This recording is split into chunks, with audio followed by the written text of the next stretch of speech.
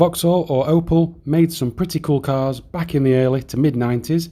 I've owned a couple of cars from this video briefly myself, so let's take a look. The Vauxhall Carlton GSI 3000 24 valve. This was a serious performance rear-wheel drive saloon in the early 90s, which back in the day rivals some top-end Mercs and BMWs. The standard Carlton was fairly average, but this 3000 GSI with its 3 litre 24 valve 204 brake horsepower engine was capable of 150 mph 0 to 60 in under 8 seconds. It looks pretty good with its sports body styling, lowered suspension, and it has a well-equipped interior featuring the LCD digital dash. It also paved the way for the legendary Lotus Carlton.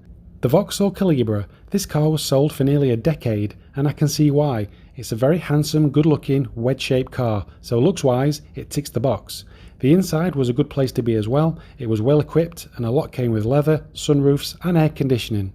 The car was available as a 2 litre 8 valve or 16 valve designed by Cosworth, a silky smooth 2.5 V6 with 170 brake horsepower, or a 4-wheel drive 2 litre turbo with 205 brake horsepower. There were once a lot of Calibras on the road and a common sight, but like most cars on this list, they eventually get old, become cheap to buy, fall into the wrong hands, and now the Calibra is a very rare sight. The Mark III Astra GSI. This hot hatch is powered by a 2 litre 16 valve red top C20XE engine. Red top because it's got a red cam cover. It's a pretty decent engine, it's borrowed from the Cavalier and it's good for 150 brake horsepower. They also made an 8 valve version and a 1.8 GSI. The car looks good, it's got nice styling and a nice body kit and GSI badging. It's not quite as iconic as the Mark II Astra GTE, but definitely a classic hot hatch if you can find one. The Nova GSI, or known in Europe as the Corsa. This was the facelifted version of the 1980s Nova GTE.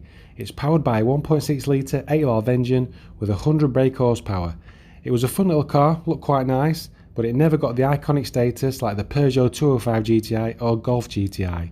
These cars were once pretty common and cheap to buy, but many were ruined by bad modifications in the 90s and lots of rust, and now the Nova GSI is a rare little car. The Cavalier, or known as the Vectra in Europe, was a very popular average family or middle management car, but it did also win the 1995 British Touring Car Championships. They made some great performance versions, like the GSI 2000 4x4 with its 150 brake horsepower red top 2 litre 16 valve engine and nicely styled with its body kit.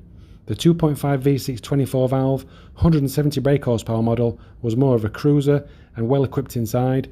They also made a 201 brake horsepower 2 litre turbo 4-wheel drive, a great performance car. I like all three cars, but trying to find one is a struggle. A small coupe now, the Tigra. Heavily based on the Corsa but with all new body panels, the Tigra was well received and a popular little coupe with modern curved looks, and it sold well, but it did have an image problem of being a bit girly and a hairdresser's car. There was two engines, a 90 brake horsepower 1.4 16 valve or a 1.6 16 valve 105 brake horsepower, the same engine that was in the Corsa GSI. It was definitely a quirky little car, and time will tell if it becomes a collectible modern classic. The Senator, a smooth, fast, executive, rear-wheel drive saloon to rival Mercedes, BMW and Rover.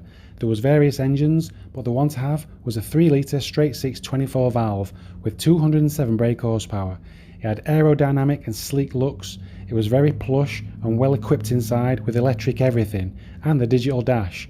It was very comfortable, which is why most police forces chose it as their traffic cars, and it looked pretty cool as a police car. And buying tuned ex-police cars was even better. It's a big shame not many have survived today. The Corsa GSI. The Corsa was a huge success with its new curvy looks, which replaced the aging boxy Nova, and the GSI was the model to have.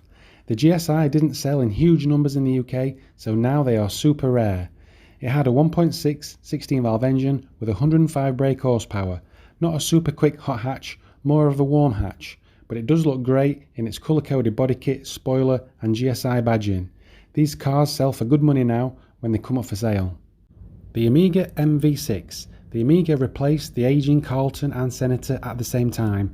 It was a cut price BMW 5 Series. There was various engines, but the 3 litre V6 208 brake horsepower rear-wheel drive Amiga with a manual gearbox was the one to go for. It was fast and it was comfortable, and it would just eat up those miles on a long trip. They're getting rare now and prices are increasing for nice cars. The Lotus Carlton. This was the car they tried to ban in the UK, capable of 180 miles per hour and powered by a 3.6 litre straight six, with 2 Garrett turbochargers thrown on for good measure to give it just under 400 brake horsepower, which is impressive for the early 90s. They only made just under 1,000 cars and all in imperial green. It looks very muscular with its wide arches, body kit and cooling vents on the bonnet and spoiler. So with all that added together, this is a great 90s power saloon. I do like a lot of the cars on this list. I've owned a couple myself in the past. I hope you enjoyed this video. Please like it and please subscribe. See you later.